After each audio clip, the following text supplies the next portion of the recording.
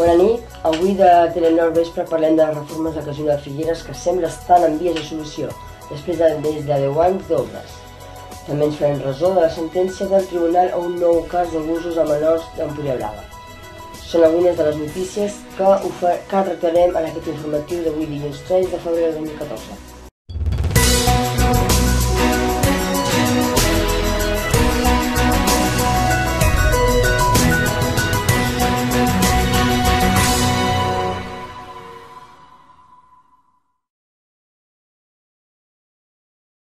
Comencem la nova jornada informativa fent-nos ressò d'un nou cas d'abusos sexuals a un menor d'Empuriabrava.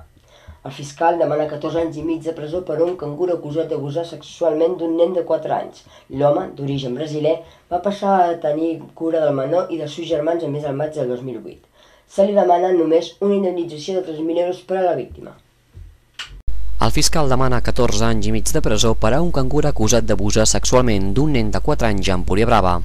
El processat, un home d'origen brasiler, va passar a tenir cura del menor i els seus germans al mes de maig del 2008. Segons l'acusació, aprofitant-se que es trobava sol amb el nen, el processat l'obligava a fer-li fel·lacions. Perquè el menor hi accedís, l'acusat l'amenaçava amb explicar-ho al seu padrastre, que acostumava a ser molt sever amb el petit. El fiscal imputa a l'acusat un delicte continuat d'agressió sexual. A més de la pena de presó, sol·licita que se li prohibeixi acostar-se a la víctima a menys de 300 metres durant 20 anys i que l'indemnitzi amb només 3.000 euros. Aquest 2 de febrer es commemora el Dia Mundial a les Zones Humides en defensa d'aquests espais bàsics per a la preservació de les aus migratòries i de la fauna aquàtica.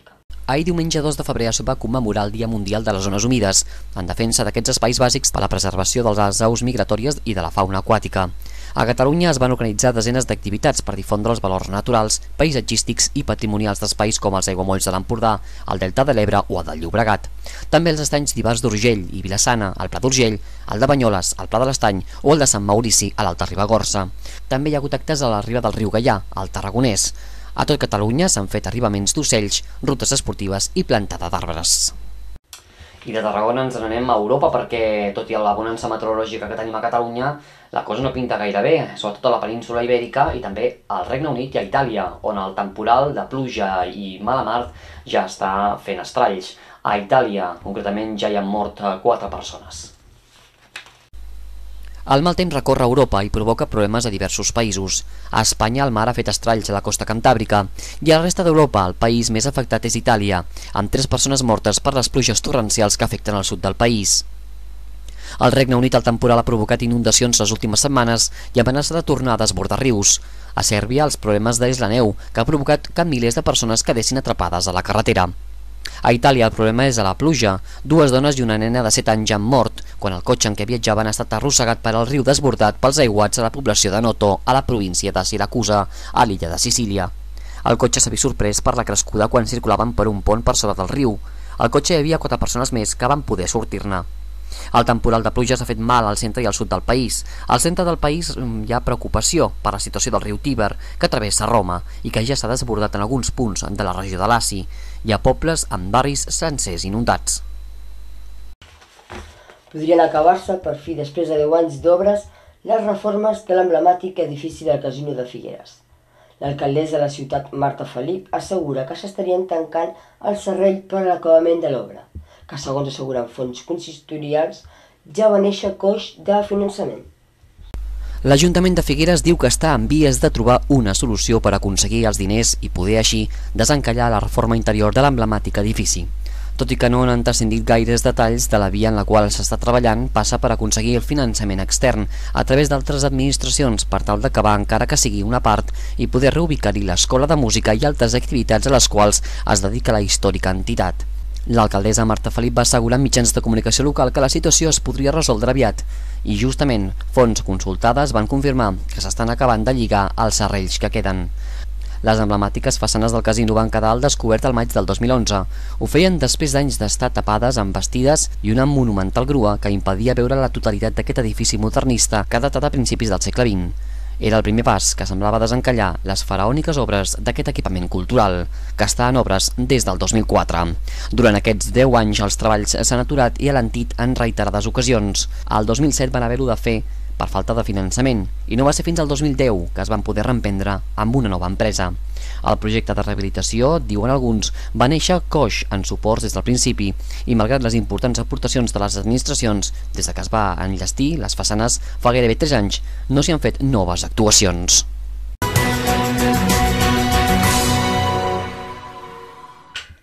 L'estat espanyol tirarà a terra tots els edificis que hi ha al passeig marítim d'Empuriabrava. Aquesta és la decisió espanyola després que des de l'Ajuntament de Castell d'Empúries, de la mà del seu alcalde Xavier Sanyell, es declarés aquests edificis de bé i d'interès local. De res, doncs, sembla que ja ha servit, ja que Espanya considera que aquests edificis no tenen cap valor per al passeig.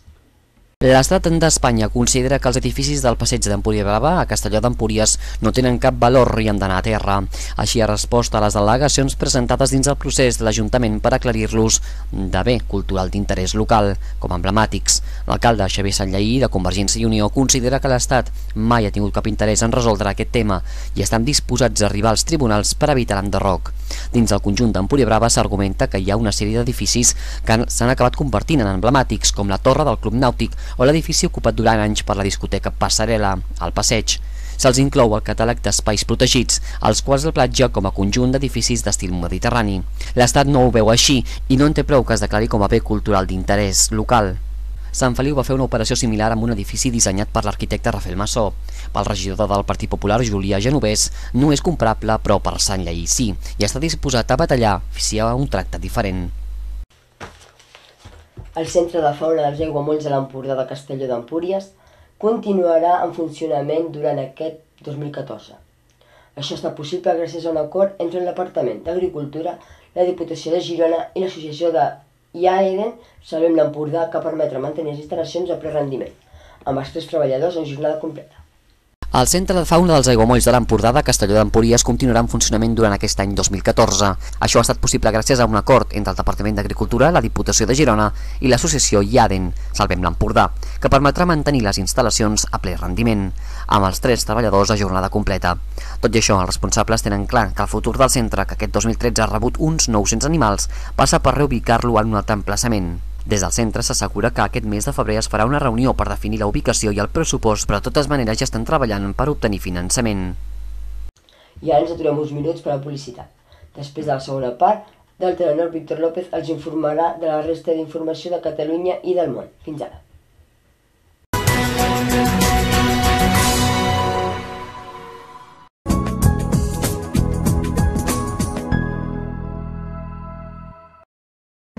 Trobes a faltar res? Crea ambient. Toldos Mallol, Girona.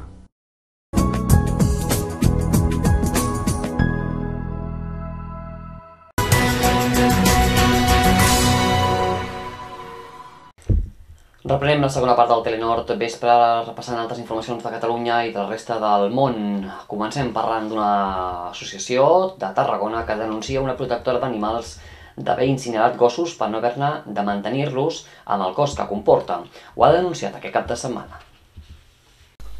L'associació animalista Llibera Tarragona ha denunciat el maltractament i sacrifici d'animals al centre de serveis de mascota Domingo López, situat al Vilallonga del Camp. L'entitat ha acusat el centre de desatenció veterinària, de no comptar amb cap tipus de servei veterinari i d'incinerar gossos per estalviar-se el seu manteniment. Per tot plegat, han presentat una denúncia als serveis territorials del Departament d'Agricultura, Ramaderia i Pesca i a la Fiscalia de Tarragona. La pista clau a que segui l'associació animalista i que ha desencadenat en una recerca oficial pendent de resolució és la desaparició d'uns 600 gossos entre els anys 2011 i 2013, que no apareixien al registre de la protectora. Esports, la Unió Esportiva Figueres va tenir un duel difícil contra el Club Deportiu El Masnou en un partit difícil però que van guanyar els figuerencs. Al Figueres li ha tocat agafar-se de valent per superar un Masnou extrovertit i 2 mesos després sumar 3 punts de cop, 1-0. Un gol de Bernat en l'últim segon del temps afegit de la primera meitat li ha servit a l'equip de Francesc Argol per tornar a somriure 7 jornades més tard. L'anterior triomf va ser contra el Vilassar, l'1 de desembre, amb la satisfacció d'haver deixat sec el dipòsit de l'esforç i haver sabut sacrificar-se en els moments en què el rival més l'ha collat. Amb tot, al duel li ha faltat precisió perquè d'intenció i d'intensitat ja n'hi ha hagut. Al primer acte, el Masnou ha guanyat comoditat a mesura que avançaven els minuts. El Figueres es va col·lapsar d'idees i va recular en excés i va convidar els barcelonins a fer un pas endavant. De tota manera, el primer avís l'ha fet Bonaventura, amb un cop de cap despenjant una centrada de Fageda des de l'entreta, que el porter ha recollit bé en el minut 2. Perdedor en els conflictes individuals, l'equip de casa, encallat a l'hora d'associar-se, ha esparracat l'ordre del Masnou just sobre la botzina al final del primer període, en una acció en què Bernat ha fet una bona centrada de Pedro des de la dreta i ha desviat el cuir al fons de la xarxa. En el minut 45. Poc abans, una jugada calcada i amb els mateixos protagonistes no ha tingut el mateix final, perquè el porter hi ha intervingut en el minut 29.